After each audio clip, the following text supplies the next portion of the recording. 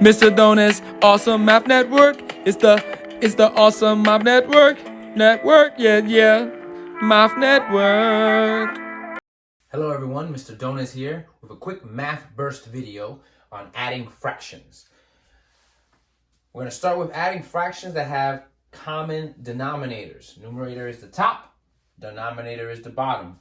In this instance, we have 2/7 plus 3/7. Because 7 is the common denominator, or shows up both times,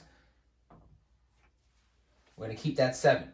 We're going to add 2 and we're going to add 3, and that gives us 5/7. So when adding fractions, if the denominator is the same, simply keep the denominator, add the numerators, and that will give you your sum.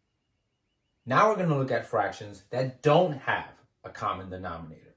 We have 1/6 plus 3/4. We cannot add these because as they are currently written, they do not have the same denominator. What we need to do now is find the least common multiple and make that our denominator. What does that mean? Well, 6 and 4, we have to find the multiple that they have in common. How would we do that? Well, let's list some of the multiples of 4. You have 8. Well, you could start with 4.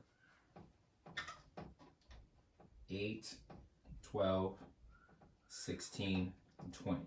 Stop there just for now. Let's look at 6. We have 6, 12, 18, 24. Okay. And you know what? Just for normalcy, we'll look here and we'll see that they actually have 24 and 12 as common multiples, but the least common multiple is 12. So we want to work towards making 12 our new denominator. How do we do that? Well, I'm going to set up 2 new fractions underneath. Ask myself, what number times 6 gives me 12? 6 times 2. That gives me my 12. Whatever I do to the bottom, the denominator, I have to do to the numerator. And 1 times 2 is 2. So I've now turned this fraction of 1/6 into 2/12. What number times 4 gives me 12? 3. 4 times 3 is 12. And whatever I do to the bottom, do to the top. 3 times 3 is 9. So now I have 2/12 plus 9/12. Now I can add them straight across. I keep and maintain the denominator at 12. Let me clean that up. And 2 plus 9 is 11.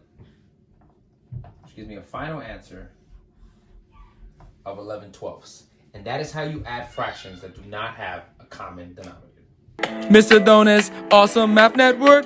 It's the Awesome Math Network. Yeah. Math Network.